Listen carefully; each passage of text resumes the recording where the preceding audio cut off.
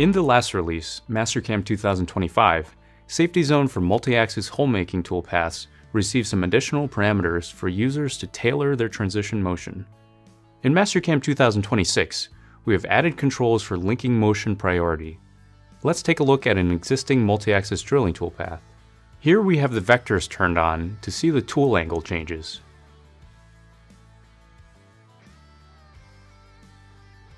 Let's copy this operation to compare results.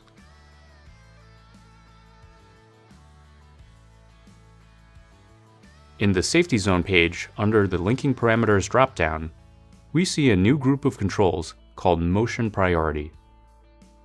The default behavior is Minimize Length, where the link move between hole features will choose the shortest distance to travel with respect to the Safety Zone shape.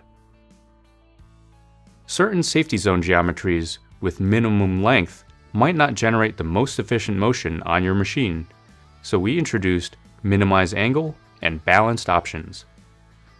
Switching to the Minimize Angle option will generate a path that would cause the least angle change. Depending on the machine, this option could generate smoother and faster motion between hole operations.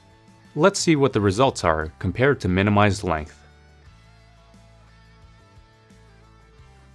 The Balanced Motion option can generate motion that is the average of the shortest length and the shortest angle change.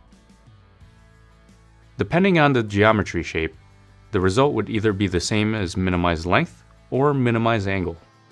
With these new motion priority options in Mastercam 2026, users have even more options to control their multi-axis hole-making toolpaths. Try it out today!